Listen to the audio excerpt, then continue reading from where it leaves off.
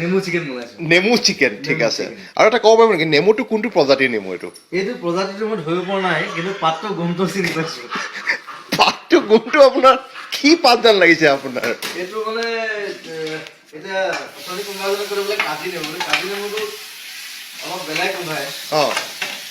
কিন্তু ইয়াৰ গোন্ধটো অলপ বেলেগ তে এইটো কি চাইজটো বেলেগ ডাঙৰ এইটো কেনে অষ্ট্ৰেলিয়ান মানুহবিলাকো ডাঙৰ ডাঙৰ হয় হয় এইটো হয় অৱশ্যে এইটো ঠিকেই কৈছে আপুনি অষ্ট্ৰেলিয়ান মানুহবিলাক যেতিয়া ডাঙৰ হয় হয়। নেমুটো ডাঙৰ হোৱাটো স্বাভাৱিক কথা স্বাভাৱিক সঁচাই ঠিকেই কৈছে কিন্তু আপুনি এইটো ক'ব নেকি যে এই ইয়াত দেখিছোঁ নহৰু আদা চব ডাঙৰ চব ডাঙৰ মানুহো ডাঙৰ ইয়াতে মানুহবোৰ ডাঙৰ ডাঙৰ চব অঁ গতিকে এই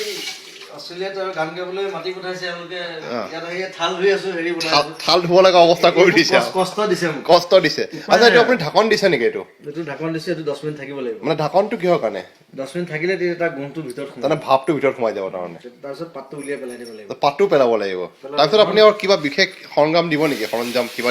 কিবা বেলেগ ধৰণৰ স্পাইচেছ বাকী মেৰিনেটটো মই কৰি নিদিওঁ সেইটো অ। শিকিবলৈ আহিব লাগিব আচ্ছা মেৰিনেটটো আপোনাৰ পৰা শিকিব লাগিব চাগে মেৰিনেটটো কৰিলে দিগদাৰ হৈ যাব এইটো অ'কে ঠিকে আছে বাৰু সকলোৱে